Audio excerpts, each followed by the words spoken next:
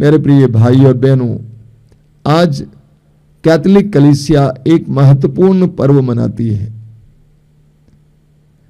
पवित्र परिवार का पर्व मनाती है। ये पवित्र परिवार कौन सा परिवार है? नाजरत के यूसुफ, मरियम और यीशु का परिवार। इसे हम आदर्श परिवार मानते हैं। आज जब सर्वत्र परिवार टूट रहे हैं, बिखर रहे हैं, उजड़ रहे हैं, ये विषय सचमुच सामयिक है और ये त्योहार वास्तव में महत्वपूर्ण है और इसलिए हम इस पर मनन चिंतन करेंगे। नाजरत के उस परिवार को, जो यूसुफ, मरियम और यीशु के परिवार को हम पवित्र परिवार कहते हैं, आदर्श परिवार करते हैं। हर एक परिवार के लिए यह एक आदर्श परिवार है।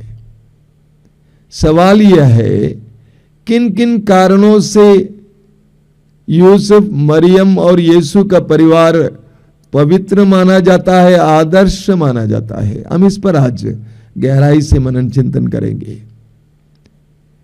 सबसे पहली बात, यूसुफ, मरियम और यीशु के इस परिवार का केंद्र यीशु था। उस परिवार का केंद्र यीशु था। वैसे भी हमें देखने को मिलता है, नव दंपति काफी झगड़ा करते हैं अक्सर, लेकिन जब एक बच्चा आ जाता है, उस झगड़े की तीव्रता घट जाती है, कम हो जाता है। वो बच्चा जोड़ने का काम करता है। जिस परिवार का केंद्र यीशु है, वो परिवार सुस्थिर है, सुरक्षित है और सुखमय है। अभी मुझे याद है, बचपन में हमारे गिरजाघर के थोड़ा से कुछ दूर एक परिवार रहता था, काफी धनी था। उन दिनों हम लोग पैदल ही ज्यादा चलते थे। एक दंपति अपने बेटे के साथ गिरजा जाते थे, पति पत्नी अगल बगल में और बेटा बीच में, मम्मी पापा दोनों के हाथ थामा हुआ है। जो परिवार वहां से गुजरता था, ये एक नजारा था। सब लोग कहते थे कि देखो पवित्र परिवार जा रहा है। नाजरत के उस परिवार का केंद्र यीशु था। जब हमारे भी परिवार का केंद्र यीशु बनेगा, तो हमारा परिवार भी बहुत सुखमय और सुंदर बन जाएंगे। कोलोसियों के पत्र के अध्याय 1 वाक्य 16 में संत पौलुस कहते हैं, सब कुछ उसके लिए और उसके द्वारा सृष्टि किया गया है। सब कुछ यीशु के लिए और यीशु के द्वारा सृष्टि किया गया है। यानी पौलुस ये बताना चाहते हैं कि सब कुछ का केंद्र यीशु बनना चाहिए। जब केंद्र से यीशु दरकिनार किया जाता है, बगल में रखा जाता है, तो परिवार में असंतुलन आ जाता है, समस्याएं उत्पन्न होने लगती हैं। समाधान है यीशु को केंद्र बनाना। जब यीशु परिवार के केंद्र में आएगा, तो सब कुछ सही सलामत चलेगा, सब कुछ नियंत्रित चलेगा। हमें लूकस के समाचार के अध्याय 19 में जक्केउस के बारे में पढ़ने को मिलता है। सुसमाचार हमें बताता है कि जक्केउस यीशु को देखना चाहता था। हालांकि वो धनी था, प्रमुख नाकेदार था, लेकिन नाटा था। लेकिन वो यीशु को देखना चाहता था। उसके अंदर यीशु को देखने के लिए इतनी तीव्र इच्छा थी कि जिस मार्ग से यीशु गुजर रहे थे, उस मार्ग के बगल में एक गुलर का पेड़ था। उस गुलर के पेड़ की डाली पर छिपकर बैठ जाता है। प्रभु यीशु ने उससे कहा, जल्दी नीचे उतर आओ, आज मुझे तुम्हारे यहां ठहरना है। जक्केउस ने बड़े आनंद के साथ यीशु को अपने परिवार में, अपने घर पे स्वागत किया और यीशु जकेउस के घर पे ठहरे। नतीजा क्या है, परिणाम क्या है? उस घर में मुक्ति आई। जिस घर का केंद्र, जिस परिवार का केंद्र यीशु है, उस परिवार में मुक्ति है। मत्ती के सुसमाचार के अध्याय 19 वाक्य 6 में प्रभु यीशु कहते हैं परिवारों के बारे में, दंपतियों के बारे में, जिसे ईश्वर ने जोड़ा है उससे मनुष्य अलग ना करे। हर परिवार को, हर दंपति को ईश्वर ने जोड़ा है और हर परिवार को ईश्वर ही जोड़े रख सकता है। इसलिए ईश्वर के लिए समय देना, परिवार में ईश्वर के लिए स्थान देना अनिवार्य है। ईश्वर को परिवार से हटाइए, तितर बितर हो जाएगा, टूट जाएगा, बिखर जाएगा। क्योंकि परिवार को जोड़ने वाला ग्लू हटाया गया है। आधुनिक परिवारों को देखिए, लोग जो अपने को ज्यादा शिक्षित और सभ्य और विकसित मानते हैं, वहां के परिवारों को देखिए, अलग थलग है। क्यों? क्योंकि बीच में से ईश्वर को हटा दिया गया है। जिस परिवार के बीच में से प्रभु को हटा दिया जाता है, वो परिवार चकनाचूर हो जाता है, बिखर जाता है। क्योंकि ईश्वर ये परिवारों को जोड़े रख सकता है। यूहन्ना के सुसमाचार के अध्याय 15 वाक्य 5 में प्रभु यीशु कहते हैं, मैं दाखलता हूं और तुम डालियां हो।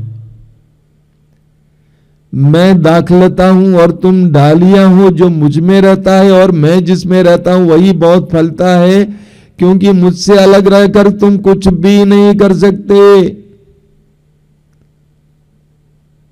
मुझसे अलग रहकर तुम कुछ भी नहीं कर सकते। लूकास अध्याय 11 वाक्य 23 प्रभु कहते हैं, जो मेरे साथ नहीं बटोरता वो बिखेरता है। प्रभु ने कहा, मैं दाखलता हूं और तुम डालियां हो।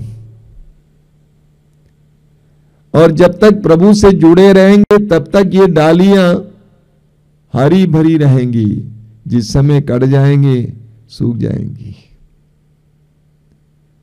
मत्ती के सुसमाचार के अध्याय 18 उसके वाक्य 20 में प्रभु यीशु कहते हैं, जहां 2 या 3 मेरे नाम पर इकट्ठे होते हैं, उनके बीच में मैं उपस्थित रहता हूं। जहां 2 या 3 मेरे नाम पर इकट्ठे होते हैं, उनके बीच में मैं उपस्थित रहता हूं। जब परिवार यीशु के नाम पर इकट्ठे हो जाता है तो वहां पर यीशु उपस्थित रहते हैं। और जिस परिवार में लोग यीशु के नाम पर इकट्ठे नहीं होते हैं, उस परिवार में कौन उपस्थित होगा, आप अंदाज लगा सकते हैं।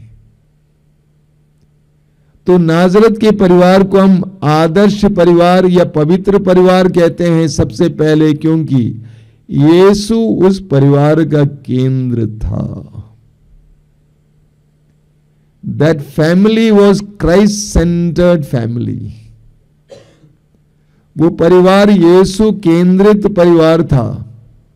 आपने कभी देखा होगा, एक तस्वीर है और उस पे अंग्रेजी में लिखा हुआ है, Christ is the head of this family and the unknown guest at every meal. यानी यीशु मसीह इस परिवार का शीर्ष है और हर भोजन पर अदृश्य मेहमान है। यीशु को हमारे परिवार का केंद्र बनना चाहिए, तब हमारा परिवार सुखमय, सुरक्षित और सुस्थित हो जाएगा। दूसरा कारण है, यूसुफ, मरियम और यीशु तीनों पवित्र आत्मा के अधीन थे। तीनों पवित्र आत्मा के अधीन थे।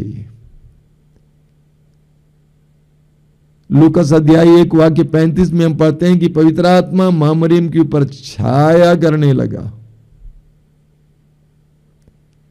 और मां मरियम एलिजबेथ से मिलने जाती है। मात्र अभिवादन से ही एलिजबेथ पवित्र आत्मा से भर जाती है और उसके अंदर जो बच्चा था वो भी, गर्भ में जो बच्चा था वो भी उछल पड़ता है आनंद के मारे। माता मरियम पवित्र आत्मा से भरी हुई थी, पवित्र आत्मा के अधीन थी।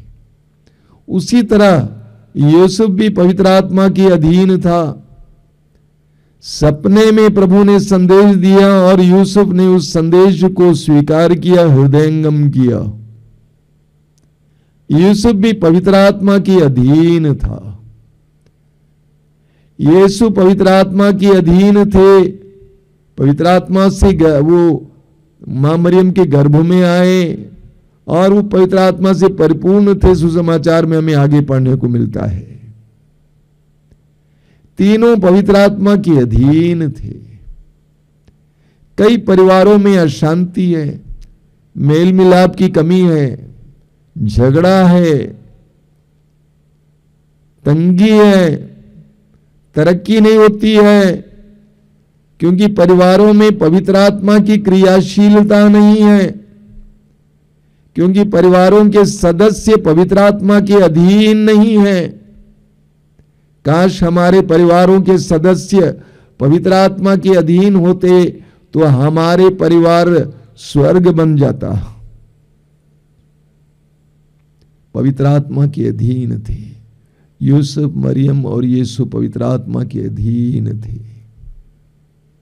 तीसरा कारण, संत पौलुस एफेसियों के पत्र के अध्याय 5 में परिवारों के बारे में शिक्षा देते हुए कहते हैं, एफेसी अध्याय 5 उसके वाक्य 21 में संत पौलुस कहते हैं, आप मसीह में श्रद्धा रखने के कारण एक दूसरे के अधीन रहें। आप एक दूसरे के अधीन रहें। ध्यान से सुनिएगा। पारिवारिक जीवन में सफलता के लिए, दाम्पत्य जीवन में सफलता के लिए एक महत्वपूर्ण सूत्र है, नुस्खा है, रहस्य है, एक दूसरे के अधीन होना। एफेसियों के पत्र के अध्याय 5 उसके वाक्य 22 में संत पौलुस कहते हैं, पत्नियों पति के अधीन रहो। पत्नियों पति के अधीन रहो। उसी अध्याय के यानी अध्याय 5 वाक्य 25 में पौलुस पतियों से कहते हैं कि अपनी पत्नियों को उस तरह प्यार करो जिस तरह मसीह ने कलीसिया को प्यार किया। ये प्यार भी अधीनता की बात समझाता है। प्रभु कहते हैं पतियों अपनी पत्नियों को उस तरह प्यार करो जिस तरह मसीह ने कलीसिया को प्यार किया है। एफेसियों के पत्र के अध्याय 6 उसके वाक्य 1 में संत पौलुस बच्चों से कहते हैं, बच्चों अपने मां बाप की आज्ञा का पालन करो, ये तुम्हारे लिए उचित है। अपने मां बाप की आज्ञाओं का पालन करो, ये तुम्हारे लिए उचित है। क्यों उचित है? क्योंकि आज तू बच्चा है, कल तू मां बनेगी या बाप बनेगा और तेरे बच्चे तेरी आज्ञाओं का पालन करेंगे। प्रवक्ता ग्रंथ के अध्याय 3 उसके वाक्य 3 में प्रभु का वचन कहता है, माता को बच्चों पर अधिकार दिया गया है। प्रभु ने माता को बच्चों पर अधिकार दिया है और बच्चों को उस मां की अधीनता को स्वीकार करना आवश्यक है। प्रवक्ता ग्रंथ अध्याय 3 उसके वाक्य 4 और 5 में वचन कहता है, जो अपने पिता पर श्रद्धा रखता है वह अपने पापों का प्रायश्चित करता है और जो अपनी माता का आदर करता है वह मानो धन का संचय करता है। जो अपने पिता पर श्रद्धा रखता है वह अपने पापों का प्रायश्चित करता है और जो अपनी माता का आदर करता है मानो वह धन का संचय करता है। एक दूसरे के अधीन होना। प्रभु यीशु स्वयं अपने मां बाप के अधीन थे। वचन में आप पढ़ेंगे लूकास अध्याय 2 वाक्य 51 में कि यीशु अपने माता पिता के अधीन रहे। एक दूसरे के अधीन होना, क्या मतलब इसका? देखिए, परिवार में हर एक व्यक्ति की अपनी अलग अलग भूमिका होती है। परिवार में हर एक व्यक्ति की अलग अलग भूमिका होती है। उसका सम्मान करना, हर एक का सम्मान करना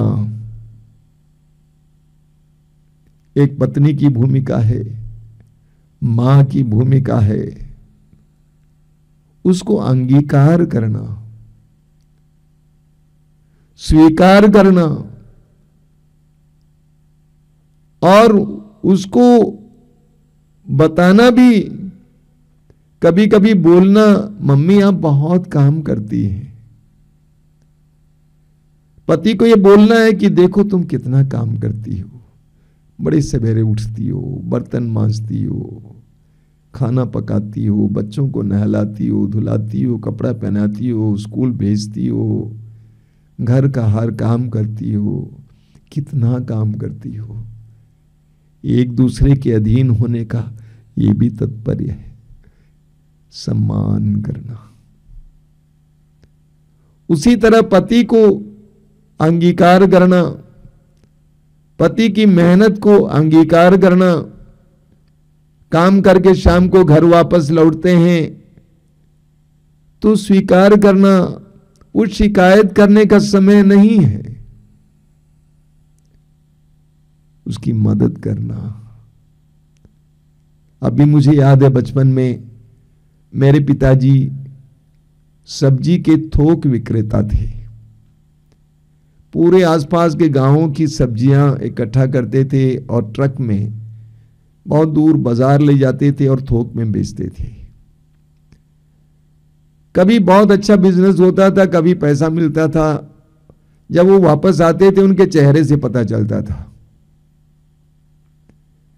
लेकिन कभी कभी घाटा भी होता था, क्योंकि ज्यादा पैसे से लिए और वहां बाजार मंदा था, घाटा भी होता था। हमें उनके चेहरे से पता चलता था। और इसीलिए हमारी माताजी, हमारी मम्मी हमें बताया करती थी कि देखो जब पापा वापस आते हैं तुम लोग चेहरा देखना, अगर खुश हैं तब उनके पास जाना, उनसे मिलना जुलना, वरना चुप रहना, उनको डिस्टर्ब नहीं करना। एक दूसरे के अधीन होने का मतलब यह है एक दूसरे का अंगीकार करना, एक दूसरे की भूमिका को सम्मान करना। अभी मुझे याद है, कई साल पहले मैं केरल के एक बहुत बड़े शहर में गया था एक कन्वेंशन के लिए, सभा के लिए, और उस शहर के सबसे धनी इंसान के घर पे मुझे रखा गया। बहुत सारे नौकर चाकर हैं, बड़ा सा बंगला है, और उनका पिता उस जगह का सबसे पहला सांसद रहा। वहां रहते समय मुझे बहुत कुछ सीखने को मिला, एक परिवार में क्या होता है। बुधवार का दिन था, हम लोग नाश्ते पे बैठे हुए थे, प्लेट रखा हुआ था और उन्होंने कहा कि फलानी चीज अब ये आएगी, आप चुप रहना। हालांकि मुझे पसंद नहीं है, मैंने अपनी पत्नी से कई बार कहा कि ये मत पकाया करो, मुझे पसंद नहीं है, आप चुपचाप खाना चले जाना। देखिए, वो पत्नी अपनी पत्नी का सम्मान करता है, क्योंकि वहां पर पत्नी का अधिकार है, किचन पर पत्नी का अधिकार है, खान पान पर उनका अधिकार है, उसका अधिकार है। पति मान लेता है, इतना धनी इंसान है, मान लेता है। मैंने कहीं कहीं देखा है कि कुछ पति सोचते हैं कि पत्नियां बेवकूफ होती हैं, नारी है, बेवकूफ है, मूर्ख हैं। गलत है ये, और इसीलिए उनसे कोई सलाह नहीं लेते। ये गलत है। एक सत्य को भूलना नहीं चाहिए, ईश्वर ने आपकी पत्नी को या पति को आपके पूरक के रूप में आपको दिया है। वो आपके पूरक है। अगर आपके अंदर प्रज्ञा की कमी है, जान लो कि वो प्रज्ञा प्रभु ने उसके अंदर रखा है। इसीलिए सलाह लेना एक दूसरे की सलाह लेना, बच्चों से भी सलाह लेना अनिवार्य है। एक दूसरे की सलाह लेना यह है एक दूसरे के अधीन होने का तात्पर्य। परिवारों में तानाशाही नहीं होनी चाहिए, मैं जो चाहूंगा वही होगा, नहीं, गलत है। उससे परिवार का फायदा नहीं होता है, परिवार का कल्याण नहीं होता है। तो तीसरी बात है, यूसुफ, मरियम और यीशु के परिवार में एक दूसरे के अधीन थे। चौथी बात, वे एक मन और एक तन और एक प्राण थे। मलाकी के ग्रंथ के अध्याय 2 वाक्य 15 में वचन कहता है कि ईश्वर ने दंपतियों के बारे में बताया जाता है, ईश्वर ने तुम्हें एक तन और एक प्राण बनाया है। ईश्वर ने तुम्हें विवाह के द्वारा एक तन और एक प्राण बनाया है। परिवार में अलग अलग अस्तित्व नहीं होता है, पति अलग पत्नी अलग, पति का अकाउंट अलग पत्नी का अकाउंट अलग, एक दूसरे के अकाउंट के बारे में कोई जानकारी नहीं है। मैं ऐसे कई परिवारों को जानता हूं जहां पर पति सरकारी नौकर थे, अभी रिटायर भी हो चुके हैं, अभी भी पत्नी को नहीं मालूम है कि उसको कितना तनख्वाह मिलता था, पैसा कहां रखा हुआ है। कई ऐसे परिवारों को मैंने देखा है। उसी तरह बच्चे भी, परिवार में हर एक के प्रति जिम्मेदारी होती है और जवाबदेही भी होती है। मैं एक घर पे कुछ दिन रह रहा था 1-2 साल पहले, और मैंने देखा 2 बेटियां हैं, एक बेटी की शादी हो गई, दूसरी बेटी अभी करीब 23 साल की है, ग्रेजुएशन कर रही है, कॉलेज में बहुत बड़ी लड़की है, वो प्रेसिडेंट है। वो अपने मोबाइल को लेकर कुछ कर रही थी, उसकी माँ उसके पास आई कोई सवाल करने के लिए, उसने कहा mummy don't disturb me, mummy don't disturb me. उस मां को कितना दर्द हुआ होगा। जब वो चली गई, मैंने उस बेटी से कहा कि बेटी तुमने ये क्या कहा, मम्मी डोंट डिस्टर्ब मी, मुझे तंग ना करें। तुम ऐसे भी तो बोल सकती थी कि मम्मी मैं कुछ काम कर रही हूं, थोड़ी देर के बाद आऊंगी। तुम क्यों बोली डोंट डिस्टर्ब मी? तुमने अपनी मम्मी को कितना तंग किया तुम्हें मालूम है? जब तुम उसके गर्भ में थी कितना तंग किया, जब तुम छोटी बालिका थी कितना तंग किया, कितनी रातें तुम्हारी मम्मी तुम्हारे लिए नहीं सोई है, कितनी बार तुमने बिस्तर को भिगाया है, तुमने उसके स्तन से दूध पिया है, उसने तुम्हें अपने हाथों से खिलाया है, नहलाया है। उस मम्मी से तुम कहती हो मम्मी डोंट डिस्टर्ब मी। परिवार में अलग थलग अस्तित्व नहीं होता है। परिवार एक यूनिट है, एक इकाई है। सबको मालूम होना चाहिए कि क्या हो रहा है। मां बाप को मालूम होना चाहिए कि बेटी का रिश्ता किसके साथ है, किसके साथ जा रही है, वो किससे बात कर रही है।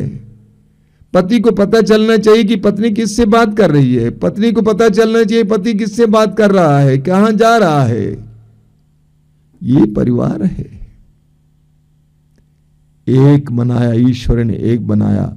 मत्ती के सुसमाचार के अध्याय 19 उसके वाक्य 5 और 6 में, मत्ती अध्याय 19 वाक्य 5 और 6 में लिखा हुआ है, इस कारण पुरुष अपने माता पिता को छोड़ेगा और अपनी पत्नी के साथ रहेगा और वे दोनों एक शरीर हो जाएंगे। इस तरह वे दो नहीं बल्कि एक शरीर है। वे दो नहीं एक शरीर है, यानी एक अस्तित्व है। उनका अलग अलग अस्तित्व नहीं है, एफेसियों के पत्र के अध्याय 5 में पति पत्नी के रिश्ते के बारे में बताते हुए संत पौलुस कहते हैं, उसके वाक्य 28 और 29 में, पति अपनी पत्नी को इस तरह प्यार करें मानो वो उसका अपना शरीर हो। कोई अपने शरीर से बैर नहीं करता, उल्टे वो उसका पालन पोषण करता और उसकी देखभाल करता रहता है। परिवार एक शरीर है।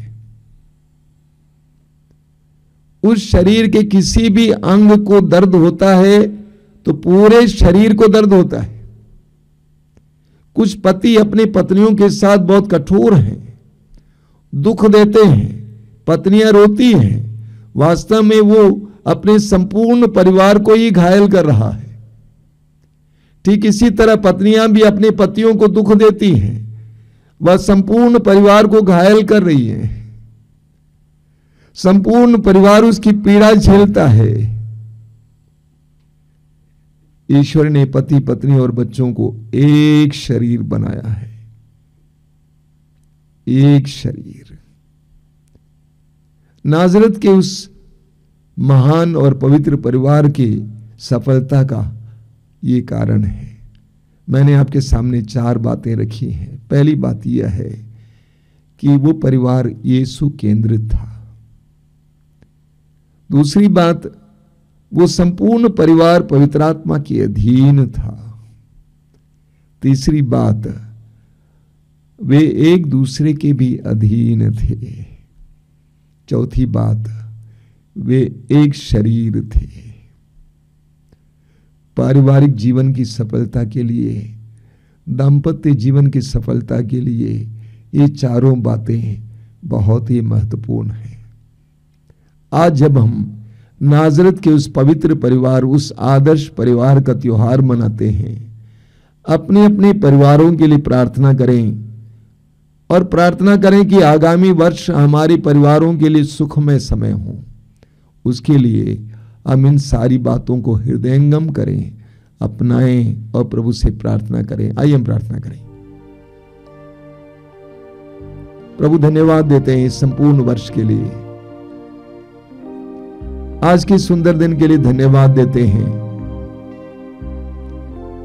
बीते वर्ष के एक एक बात के लिए तुझे धन्यवाद देते हुए तुझसे माफी भी मांगते हैं। प्रार्थना करते हैं कि यह दिन, आज का संपूर्ण दिन हमारे लिए एक नए वर्ष का आगमन का स्वागत करने के लिए दिन हो। हम उस नए वर्ष को बड़े उत्साह के साथ स्वागत कर सके, हर प्रकार की बाधा को दूर करके, पाप की बाधा को दूर करके हम अपनी दृष्टि यीशु पर लगाकर एक नए वर्ष को शुरू कर सके। हमारे परिवारों को पवित्र बनाना प्रभु, उस पवित्र परिवार की तरह नाजरत के हमारे परिवारों को भी पवित्र बनाना। पवित्र आत्मा ही हमारे परिवारों को पवित्र कर सकता है। हमारे परिवारों में पवित्र आत्मा को क्रियाशील होने के लिए प्रभु हमें प्रार्थना और विश्वास का वरदान देना। इस संपूर्ण वर्ष के लिए धन्यवाद देते हैं। आगामी वर्ष को विश्वास और भरोसे के साथ हम स्वागत करना चाहते हैं। तेरा दाहिना हाथ हमारी ओर बढ़ाइए, आशीष का हाथ, अनुग्रह का हाथ। आमीन।